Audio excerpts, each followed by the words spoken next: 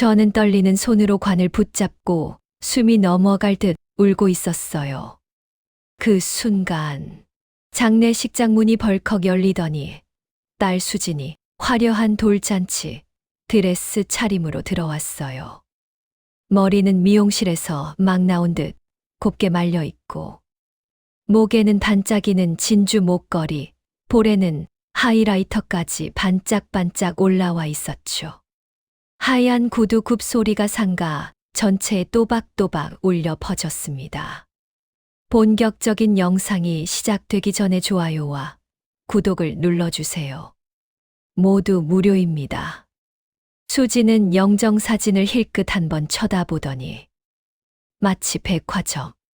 잠깐 들른 사람처럼 말도 안 되는 한마디를 툭 내뱉었습니다. 엄마, 나 지금 10분밖에 못 있어. 시댁 뒤풀이 또 가야 돼. 조문객들이 술잔을 내려놓고 하나둘씩 고개를 돌려 수진을 쳐다봤습니다. 저는 울다 멈춘 얼굴로 딸을 바라봤어요.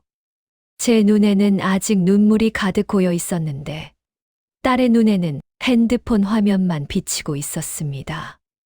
그때 옆에 서 있던 시어머니가 저를 향해 웃으면서 이렇게 덧붙였습니다. 며느리가 우리 집 행사 빠질 수 없잖아요. 장례식은 뭐 다 형식적인 거니까요. 그래도 얼굴 비추러 온 것만 해도 고마운 줄 아셔야죠.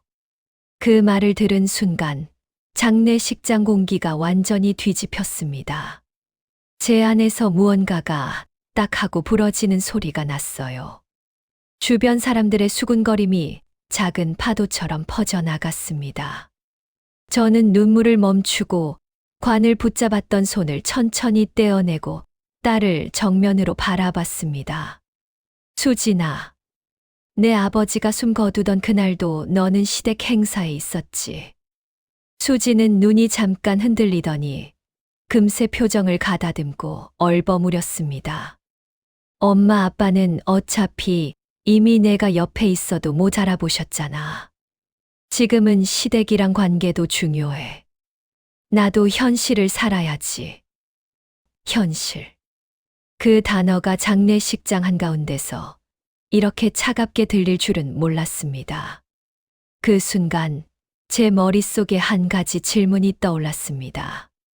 이 여자가 정말 내가 낳은 딸이 맞을까? 제가 30시간 진통 끝에 낳았던 그 아이가 이렇게까지 변할 수 있는 걸까요? 그때였습니다. 제 앞에 놓여있던 핸드폰이 진동을 울리며 빛났습니다. 김태형 변호사. 남편이 예전에 한번 혹시나 없을 때 연락 올 수도 있으니까 번호 저장해 둬라고 했던 그 이름이었습니다. 저는 장례식장 한쪽으로 비틀비틀 걸어가 진동이 멈추기 전에 전화를 받았습니다. 여보세요? 사모님, 죄송합니다. 이런 때일수록 말씀을 드려야 할 것 같아서요. 고인께서 남겨두신 일들이 있습니다. 준비해 두신 것들 이제 사모님이 확인하셔야 합니다.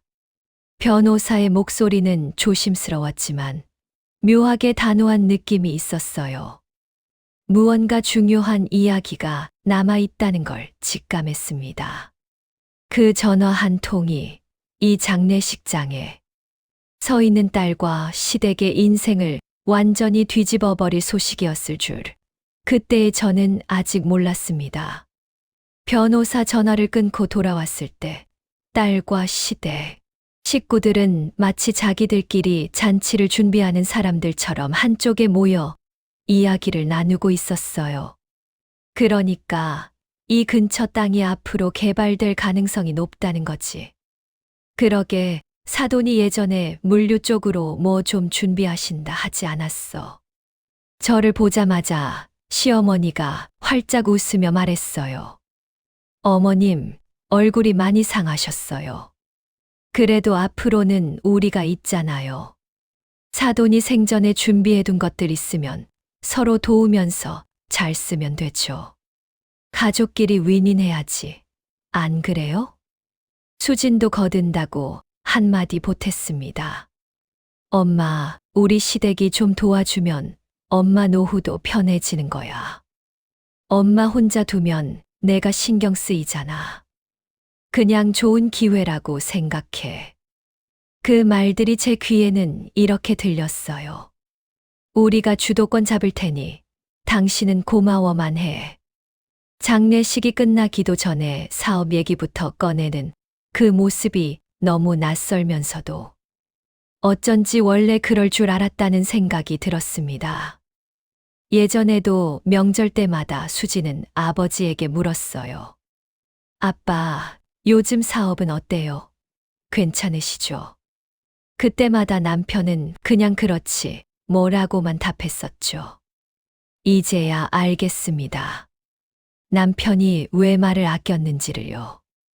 밤늦게 마지막 조문객을 보내고 난 뒤 빈 상가에 앉아 있는데 수진이 제 옆으로 다가와 앉았습니다.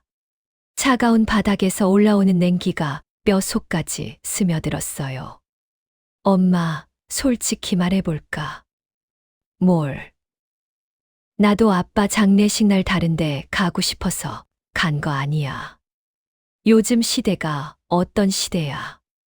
시댁 눈 밖에 나면 나만 손해잖아. 아빠는 솔직히 이미 마음에 준비했잖아. 오래 입원하셨고. 수지는 자기 말을 스스로 정당화하는데 바빴습니다. 제 표정은 안중에도 없는 것처럼 말을 이어갔어요. 엄마도 나 좀 이해해줘. 나도 내 인생 지키려고 그러는 거야. 그리고 그 변호사, 그 사람 통해서 뭐 나오면 당연히 가족끼리 나눴어야지. 아니야?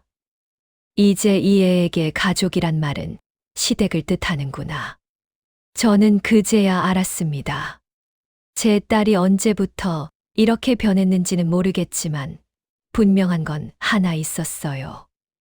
이 아이는 이미 오래전부터 저를 가족의 우선순위에서 지워버렸다는 것.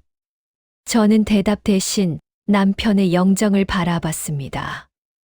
영정 속 남편은 여전히 조용히 웃고 있었어요. 당신은 이 모든 걸 알고 있었나요? 그래서 말없이 준비만 해두신 건가요? 창밖으로 새벽 공기가 스며들었습니다. 남편의 영정 앞 촛불이 바람에 흔들리고 있었어요. 저는 그 불빛을 바라보며 생각했습니다. 남편은 이 모든 걸 알고 있었을까요? 아니, 분명 알고 있었을 겁니다. 솔직히 말하면 그날 장례식장에서의 모습이 처음은 아니었습니다. 수지는 어릴 때부터 유난히 힘 있는 사람에게만 다정한 아이였어요. 초등학교 때도 그랬어요. 엄마, 우리 반 민지네는 아빠가 의사래. 그래서 애들 다 민지한테 잘해줘. 나는 뭐야? 엄마 아빠 둘 다 평범하잖아. 중학교에 가서는 학원 선생님에게만 예 바르고 집에 오면 짜증만 부렸습니다. 엄마, 나 친구 생일 선물 사야 돼. 그 집 아빠가 대기업 다니거든. 괜히 싼 거 주기 싫어. 고등학교 때는 성적도 성적이지만 어느 집 애인지가 중요한 기준이 되었어요. 엄마, 그 언니 남자친구는 외제차 타고 다닌대. 나도 그런 사람 만나야 결혼 잘하는 거라니까. 저는 그때마다 말렸습니다. 사람은 속이 중요하지. 사돈이 뭐 하는지가 그렇게 중요하니? 하지만 수진의 머릿속에는 늘 같은 계산기가 돌아가고 있었던 것 같아요. 결혼할 때도 그랬습니다. 엄마, 솔직히 말해줄까? 시댁이 부자라서 결혼하는 건 아니야. 근데 최소한 발목 잡지는 않는 집이어야 하잖아. 내 인생 살려면 시댁이 부자가 아니라는 건 알고 있었지만 그래도 공무원, 건설회사, 어느 정도 인맥이 있는 집안이란 생각에 수지는 그 집으로 기분 좋게 시집을 갔습니다. 결혼 후에는 더 노골적이었어요. 명절이면 항상 같은 말이었습니다. 엄마, 나 먼저 시댁 갔다가 시간 되면 얼굴 비출게. 당연히 시댁이 1순위지. 요즘 누가 친정을 먼저 가. 남편이 입원했을 때도 그 애의 기준은 달라지지 않았습니다. 엄마, 시댁 쪽에 잔치가 있어. 거기 빠지면 내가 욕 먹잖아. 아빠는 내일 가도 되잖아. 저는 늘 같은 패턴으로 살았습니다. 서운하지만 참는 엄마, 계산하지만 당당한 딸. 그렇게 세월이 지나니까 어느 순간부터는 저도 원래 그런 애지. 뭐라며 스스로를 설득하며 살게 되더라고요. 제 친구들도 가끔 말했어요. 정호가, 내 딸 좀 이상한 것 같아.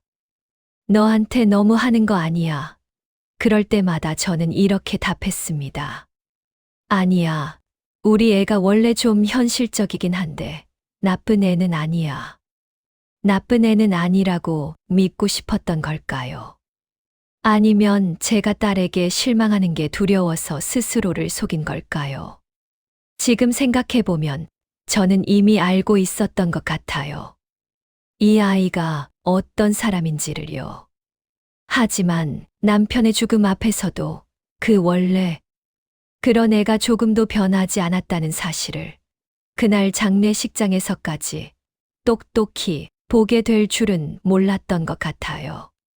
저는 빈 상가에 홀로 앉아 생각했습니다. 이 아이를 이렇게 키운 건 누구일까? 혹시 제가 너무 다 받아주고 이해해준 게 잘못이었을까요? 아니면 이건 그냥 타고난 성격이었을까요? 창밖으로는 이른 새벽 안개가 피어오르고 있었습니다. 남편의 영정 앞 촛불만이 조용히 타들어가고 있었어요. 남편이 쓰러진 건 장례식 일주일 전이었습니다. 현관에서 신발을 신던 남편이 갑자기 벽을 짚더니 주저앉았어요.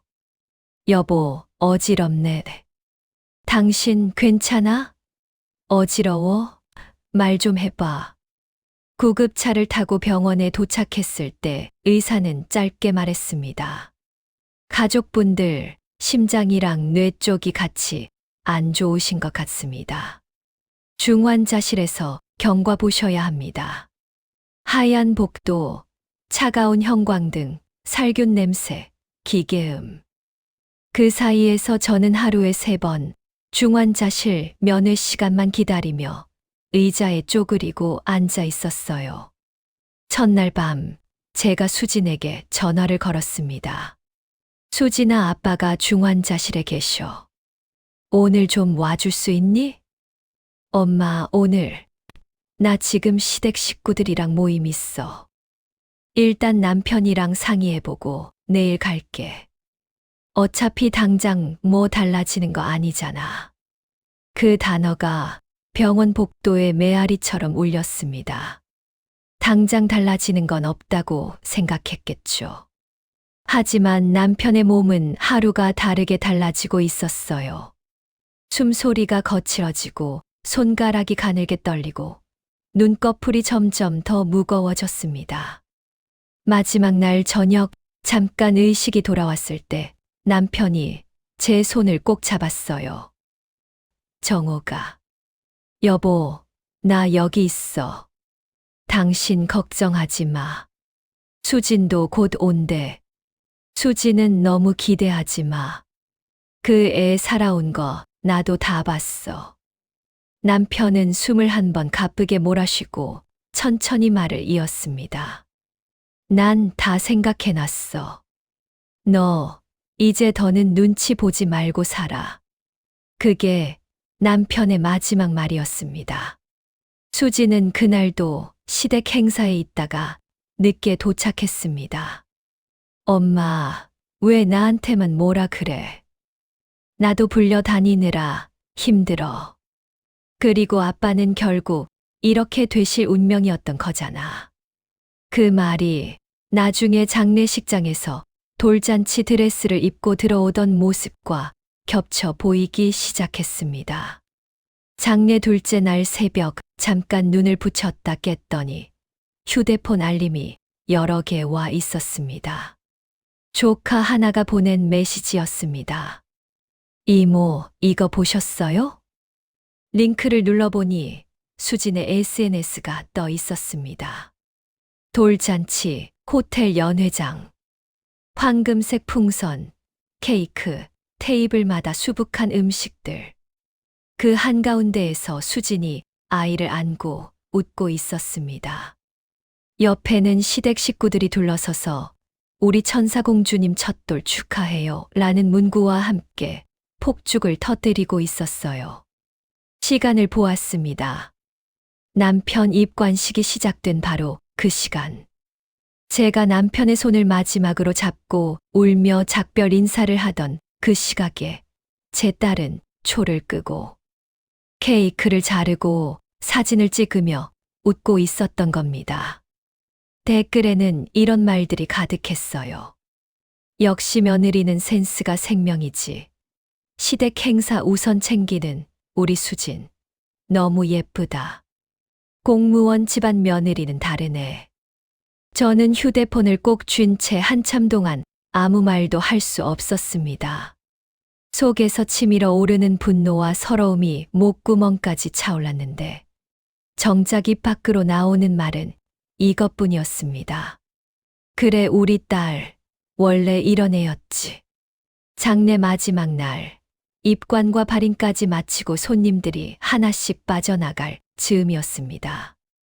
문 쪽이 소란스러워서 돌아보니 수진이 이번엔 한복 차림으로 살금살금 들어왔어요. 얼굴에는 화장이 완벽하게 되어 있었고 사진이라도 찍고 온 사람처럼 입가에는 미묘한 미소가 남아 있었습니다. 엄마, 왔니? 나 이제 왔으니까 왔다는 건 좀 티내줘. 시댁에서 나보고 친정에도 얼굴 비췄냐고 물어볼 거야. 이 아이는 지금 이 상황에서도 티를 내야 한다는 것만 걱정하고 있었습니다. 잠시 후 시어머니와 시누이도 조심스러운 척 들어왔습니다. 사돈, 참 좋은 사람이었는데, 아이고, 고생 많으셨어요. 말은 그렇게 하면서 시어머니는 제 옆에 다가와 귓속말을 했습니다. 사부인 수진이가 요즘 얼마나 우리 집 위해 애쓰는지 아세요? 돌잔치 준비부터 손님 접대까지 며느리가 다 했어요. 장례식이 중요한 건 알지만 우리 집 체면도 중요하잖아요. 그게 다 수진이 살 길이기도 하고요. 우리 집 체면이 더 중요하지라는 말이 그렇게 예쁘게 포장되어 나왔습니다. 돌아가는 길에 시누이가 한마디 보탰습니다. 사부인, 요즘은요, 시댁이랑 잘 지내야 그게 효도예요. 부모님께 짐 안 되는 게 효도라잖아요? 그날 밤, 빈 장례식장에 남아서 마지막 향을 피우며 저는 생각했습니다. 그래, 이제 나도 너희한테 짐이 되지 않기로 할게. 대신 너희도 내 삶에 기대지 마. 장례가 끝난 지 사흘째 되던 날, 저는 김태형 변호사 사무실을 찾았습니다. 오시느라 고생 많으셨습니다. 변호사는 서류 몇 장을 꺼내 제 앞으로 밀어놓았습니다. 이건 유정우님께서 생전에 준비해 두신 상속 및 신탁 관련 문서입니다. 등기부등본에는 익숙하지 않은 주소들이 적혀 있었어요. 어느 시 어느 동 물류센터, 어느 구 어느 동 상가 건물 외곽에 있는 대지와 창고. 그리고 그 모든 소유주 이름이 이렇게 적혀 있었습니다. 소유자 노정호. 이게 뭐예요? 고인께서 미리 넘겨두신 자산들입니다. 현재 시가 기준으로 대략 470억 정도로 추산됩니다. 470억. 제 귀가 잘못된 줄 알았습니다. 아니, 우리가 평생 모은 돈이 그 정도가 될 리가 없는데. 변호사는 조용히 설명을 이어갔습니다. 유정우님께서 젊은 시절부터 물류업, 창고업으로 조금씩 재산을 불려오셨더군요.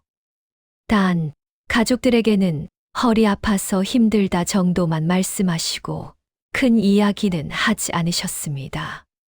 그리고 한 장의 자필 메모를 보여줬습니다. 정호가. 내가 이걸 다 말하지 못하고 가는 건 내 주위 사람들, 특히 수진이와 그 시댁 사람들의 눈빛을 내가 너무 많이 봐왔기 때문이다. 넌 평생 누구 눈치만 보며 살았다. 시댁, 친정, 그리고 이제는 딸 시댁까지. 그래서 이 재산은 그 사람들을 위한 게 아니다. 너를 위한 거다. 수진이가 진심으로 변하면 그땐 내 마음대로 나눠줘도 좋다. 하지만 끝까지 시댁 눈치만 보며 내 마음을 밟고 지나간다면 그 아이에게 이 재산이 또 다른 도구가 되게 하진 마라. 이제라도 내 인생의 앞줄에 내 이름 하나만 올려놔 줬으면 좋겠다. 편지 끝부분은 눈물이 떨어져 잉크가 번져 있었습니다. 저는 그 자리에서 한참 동안 울고 또 울었습니다. 남편이 남긴 건 470억이라는 숫자만이 아니라 이제부터는 내가 선택해라라는 한 줄짜리 명령이었기 때문이었어요. 남편의 재산 이야기를 저 혼자만 알고 지낼 수 있었다면 얼마나 좋았을까요? 하지만 세상 일은 늘 누군가의 입에서 새어나가기 마련인 것 같아요. 어디서 흘러들어갔는지 물류센터와 부지 이야기가 시댁 쪽 귀에 들어간 모양이었습니다. 어느 날 수진이 전화도 없이 집에 찾아왔습니다. 평소와 달리 표정이 밝았어요. 뭔가 좋은 소식을 들은 사람처럼 들떠 있었습니다. 엄마, 솔직히 말할까? 그래, 솔직히 말해봐라. 우리 이제 다 가족이잖아. 엄마 혼자서 그 큰 자산 다 관리하기 어려워. 시댁이 도와주면 엄마도 안정적으로 월세 들어오고 우리는 사업 늘리고. 이게 서로 윈윈인 거야. 그 뒤로 며칠 지나지 않아 시어머니에게서도 전화가 왔습니다. 사부인, 요즘 물류 쪽이 참 좋아요. 우리 집에서도 사업 좀 키워보려고 하는데 사돈이 남겨놓은 곳들 있잖아요. 가족끼리 좋게 좋게 나눠 써야지. 어디 남한테 넘어가면 서운하지 않겠어요? 저는 조용히 물었습니다. 그럼 제 의견은요? 어머, 당연히 사부인 의견이 제일 중요하죠. 그래서 대신 저희가 다 알아보고 사부인은 도장만 찍으시면 되게 만들어 드리려고요. 결국 중요한 건 제가 뭘 원하는지가 아니라 제 도장이 얼마짜리인지였습니다. 전화기를 내려놓고 나서 저는 변호사에게 다시 전화를 걸었습니다. 김 변호사님, 시댁 쪽에서 자꾸 사업 얘기를 꺼냅니다. 예, 예상했습니다. 고인께서도 걱정하셨던 부분입니다. 당신이라면 같이 하라고 했을까요? 아니면 끊으라고 했을까요? 변호사는 한참을 침묵하다가 짧게 말을 이었습니다. 고인의 메모를 보면 답이 나와 있는 것 같습니다. 이제는 결정하셔야 합니다. 저는 남편의 영정을 바라봤습니다. 당신이 남긴 건 재산만이 아니라 선택권이었군요. 며칠 뒤 수진이 다시 전화를 걸어왔습니다. 이번엔 목소리에 조급함이 묻어났어요. 엄마, 시어머니가 자꾸 물어보시는데 엄마 생각은 어때? 우리 좋게 좋게 하자는 건데 왜 답이 없어? 그 말 속에는 제 의견 따위는 없었습니다. 그저 그들이 원하는 대로 따라주기만 바라는 말이었죠. 저는 그때 깨달았습니다. 이 사람들은 제가 평생 그래왔던 것처럼 이번에도 고개를 끄덕일 거라고 믿고 있다는 걸요. 착한 엄마, 순한 사부인, 말 잘 듣는 노인네. 그렇게 저를 정의하고 있었던 겁니다. 하지만 남편이 남긴 메모 한 장이 제 안에 무언가를 바꿔놓았습니다. 이제부터는 내가 선택해라. 그 한 문장이 제게 용기를 주었어요. 며칠 뒤 변호사는 양쪽을 모두 불러 회의를 잡았습니다. 사무실 회의실에는 저와 변호사, 반대편에는 수진, 사위, 시어머니, 시누이가 앉았어요. 회의실 공기가 묘하게 긴장되어 있었습니다. 수진이 먼저 입을 열었습니다. 엄마, 지금 이게 엄마한테도 좋은 기회야. 물류센터 일부를 우리 회사 명의로 돌려서 같이 사업하면 엄마는 아무것도 안 해도 매달 수익 들어와. 엄마 혼자 있으면 불안하잖아. 시어머니는 그 뒤를 바로 받았습니다. 그러니까요, 사부인. 저희가 도와드리겠다는데 굳이 거절할 이유가 뭐가 있겠어요. 가족끼리 부지 하나 나눠 쓰는 게 뭐 그리 대수라고요? 그때 변호사가 차분한 목소리로 서류를 꺼냈습니다. 우선 상속 구조부터 명확히 하겠습니다. 유정우님께서 남기신 자산은 이미 전부 노정호 님 단독 명의로 이전되었습니다. 향후 임대, 매각, 사업 협력 등 모든 결정 권한은 오로지 정옥 님께 있습니다. 따님 및 사위 측에는 어떠한 법적 권리도 부여되지 않았습니다. 수진이 얼굴을 붉혔습니다. 잠깐만요. 그게 무슨 소리예요? 저도 딸인데 권리가 없다고요. 변호사는 준비해 온 메모를 한 장 더 읽었습니다. 이건 고인께서 남기신 메모입니다. 읽어드리겠습니다. 수진에게는 유산을 자동 상속하지 않는다. 그 아이가 진심으로 변한다면 그때는 정옥이가 알아서 나눠줘도 좋다. 하지만 끝까지 시댁과 체면만 쫓는다면 내가 남겨놓은 것들로 정옥이의 인생까지 또 구겨지는 일이 다시는 없었으면 한다. 회의실이 조용해졌습니다. 수진이 저를 향해 소리쳤습니다. 엄마, 이게 뭐야? 아빠가 왜 이런 메모를 남겨? 엄마, 솔직히 엄마가 뭔가 한 거지. 그때 저는 이제는 말해야겠다는 생각이 들었습니다. 수진아, 왜? 내 아버지가 마지막으로 숨 쉬던 그날, 너 어디 있었니? 엄마 또 그 얘기야? 시댁 행사 있었잖아. 나 안 가면 평생 말 나온다니까. 그래. 그날도 너는 시댁 체면을 택했지. 장례식 첫날, 내가 돌잔치 드레스 입고 들어왔을 때도 내가 제일 먼저 한 말이 뭐였는지 알지? 수진의 입술이 떨렸습니다. 엄마, 나 지금 10분밖에 못 있어. 시댁 뒤풀이 가야 돼. 그 말이었어. 수진의 얼굴이 일그러졌습니다. 엄마, 나도 먹고 살아야 돼. 세상이 어떤데 시댁이랑 엮여야 나도 살 수 있는 거야. 근데 이제 와서 나한테 이러는 거야? 저는 조용히 고개를 저었습니다. 그래, 너도 내 인생 지키려고 그랬겠지. 그러면 이제 엄마도 엄마 인생 좀 지키려고 한다. 시어머니가 끼어들었습니다. 사부인, 그래도 이건 너무하신 거 아니에요. 가족인데 부지 하나쯤은 나눠 쓰는 게 도리죠. 부지는 앞으로도 임대 줄 겁니다. 다만 당신들한테는 안 빌려줄 거예요. 제 목소리가 나도 모르게 또렷해졌습니다.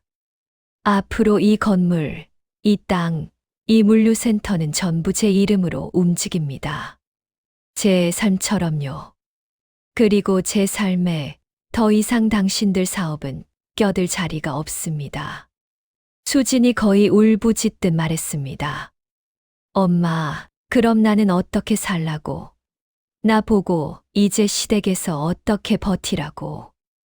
저는 딸의 눈을 똑바로 바라보며 천천히 한 문장을 내뱉었습니다. 그걸 생각했어야지. 내 아버지가 마지막 숨을 몰아쉬고 있을 때, 내 엄마 혼자 관 옆에서 손님 맞이하던 그날 밤에 회의실 문이 닫히는 소리가 유난히 크게 들렸습니다. 마치 여러 해 동안 저를 짓누르던 문이 하나 쾅 하고 닫히는 느낌이었어요. 요즘 저는 남편이 남겨준 물류센터 옥상에 가끔 올라갑니다. 멀리 도로 위로 달리는 트럭들, 창고에 드나드는 지게차, 경비 아저씨의 무전기 소리가 들리면 묘하게 마음이 편안해져요. 이 건물 벽에는 누군가의 욕심이 아니라 남편의 배려가 층층이 쌓여 있는 것 같아서요. 회계사는 말했습니다. 사부인, 이제부터는 임대료도, 계약도 사부인이 하기 싫으면 안 하는 구조입니다. 억지로 누군가 부탁 들어줄 필요 하나도 없어요. 하기 싫으면 안 하는 삶. 70둘이 넘어서야 처음 들어보는 말이었습니다. 집에 돌아와 거실 한쪽에 둔 남편 영정 앞에 앉았습니다. 사진 속 남편에게 저는 조심스럽게 말을 걸었어요. 여보, 당신 말대로 해봤어요. 수진한텐 너무 기대하지 말라고 했지. 그래서 이젠 나 자신한테 조금 더 기대해 보려고요. 수진에게서는 가끔 명절 즈음 짧은 문자 하나가 옵니다. 엄마, 잘 지내지? 나중에 시간 되면 달게. 예전 같으면 그 말을 붙들고 며칠을 기다렸겠지만 이제는 그렇지 않습니다. 그래, 내가 진짜 올 마음이 생기면 오렴. 마음속으로만 그렇게 말해두고 저는 오늘도 제 하루를 보냅니다. 남편이 남겨준 건물 덕분에 먹고 사는 걱정은 덜어졌지만 그보다 더 크게 느껴지는 건 이 마음 한구석의 평온함이에요. 이제 누구 눈치도 안 봐도 된다는 것. 얼마 전에는 오랜만에 친구들을 만났습니다. 친구들은 제 얼굴을 보더니 놀라워했어요. 정호가, 너 얼굴이 왜 이렇게 편해 보여? 무슨 좋은 일 있어? 좋은 일이라기보다는 이제 제 인생 좀 살기로 했어요. 친구들은 박수를 쳐주었습니다. 그 박수 소리가 이상하게 가슴 깊이 울렸어요. 누군가 제 선택을 응원해 준다는 게 이렇게 따뜻한 일인 줄 몰랐습니다. 가끔 밤에 잠이 안 올 때면 남편이 남긴 메모를 다시 꺼내 읽습니다. 이제라도 내 인생의 앞줄에 내 이름 하나만 올려놔 줬으면 좋겠다. 그 문장을 읽을 때마다 눈물이 납니다. 서러워서가 아니라 고마워서요. 이 영상을 듣고 계신 분들께 마지막으로 한 가지만 묻고 싶습니다. 여러분 인생의 앞줄에는 지금 누가 앉아 있나요? 자식입니까? 시댁입니까? 남들이 뭐라 할까 하는 체면입니까? 저는 70둘이 넘어서야 그 자리에 제 이름 하나 겨우 올려놨습니다. 이제라도 그 자리에 자기 이름을 올릴 용기를 내신다면 그게 바로 여러분이 남기게 될 가장 큰 유산이 아닐까 싶어요. 조금 늦었지만 아직 늦지 않았다고 믿으며 살아가고 있습니다. 오늘 이야기가 여러분 마음에 조금이라도 와닿으셨다면 좋아요와 구독 부탁드립니다. 여러분의 응원이 더 많은 이야기를 전하는 힘이 됩니다. 감사합니다.